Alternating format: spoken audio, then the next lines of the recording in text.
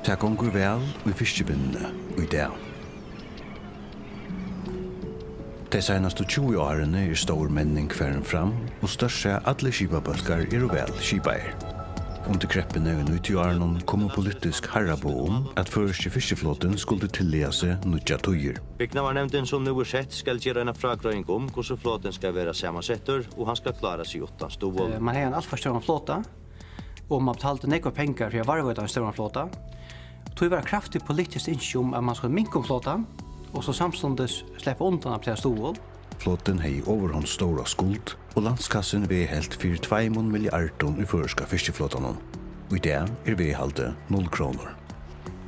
Så det som hent så igjen til at flåten blir nek minne, nek effektivare, nek mer rationeller, og fra å betala 100 millioner til flåtan, så får man jo 100 millioner ur flåtan, som man kan bruka til badnagare, til sjukhus, til etlesøym og til den allmänna sektorn som vi ikke hava, og tertjena som vi ikke hava i Sverige. For godt 20 åren siden vært han alt av store fiskeflåten av knøvene. Fiskastånene minka og negv, og Håas landskassen let fiskevinnene heile 500 millioner i stutningen om året, gav fiskevinnene størst hall. Og i det ledde landet 0 kroner i stutningen. Og i 2015 rinda i foroyska fiskevinnene 950 millioner i hyron. 45 millioner i parstafellaskatte, 130 millioner i løyves og tilfannsgjøldon, og avleida virksommer fra fiskevinnene var i 2015 mett tilgåvar 5 milliarder kroner. Håas det i det best huksande firetredere bytja skip, hever oversan fiskevinnen og skipanna først visser at ikke fiskeskip byggt siden 2006. Reiarafellei innskjer en ny skipan som skapar øktar og støvar inntøkker til landet, trygg og støv arbeidsplass, og som menner vinnene. Det som dere vil hava til støva karmerne og fiskevinnene, så det er fiskevinnene selv, og vinnene som kring fiskevinnene skapande og trygg og spennende arbeidsplass til folk i Førjum, begge nå og eisne i fremtiden. Åtryggleidjen vi en i oppesøla alt av store. Oppesøla en stuttskikt løst som kan skapa årek i alt framtida virksomhet. Vi en i oppesøla vil torrførst å fremja lengtgjør atlaner og lengtgjør avtaler.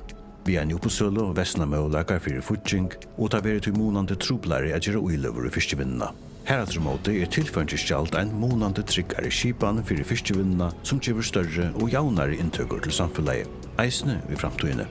En støv skipan ved tilfannsgjald gjør at samfunnet får større og flere inntøkker, at uiløver vil gjørdar i nødt fiskeskip, at uiløver vil gjørdar i virusgørsting, beia sjekve og lande, at foroyska fiskevinnan framhaldande vil fremst i heimenon, og at lengtgjøre avtale kunne gjøres ved fiskakjeibarer.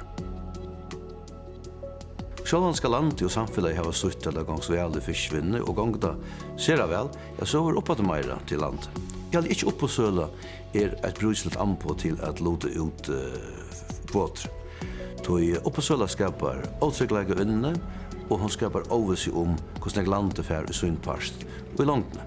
Hivin halde at en skipan vid tilfannsgjaldet en god skipan som skapar tryggar og støvar omstøver i fiskevinnene, og særlig at det er at få et værende avkast til samfunnet som gjør vid ødel. En skipan som öll få avgå av. En skipan som styrker foroyska samfunnet og okkara fiskevinno. Som skipanen virkar i det vil samme avgjald lagt av fisken lukka mykje kvart sølepruseren men svatsjene i sølepruseren stor. Tui med alle reiarafellet til en sterska og støva skipan vid tilfannsgjaldun her avgjaldet tenkt at sølepruseren. Henda skipan til firmos for alla parstar. Landskassen får større inntøkker sølepruseren hakkar, og gonget det særlig vel som i oppkjørevinnen i det, får landskassen lotfalslige større inntøkker. Innveien sølepruseren at tujarskai gjerst og lavur, lakkar gjaldet såleis at skipet framveis kan sværa kvarjon sutt. Hetta skapar tan tryggleika som skal til for å skapa ter uiløver som alla tøyna nøyuar skal vinnan betrast og mennast til gangs for alt samfunnet. Tui med alle reiarafellet til en støv og skipan ved tilfannsgjaldun heldur enn oppesølo.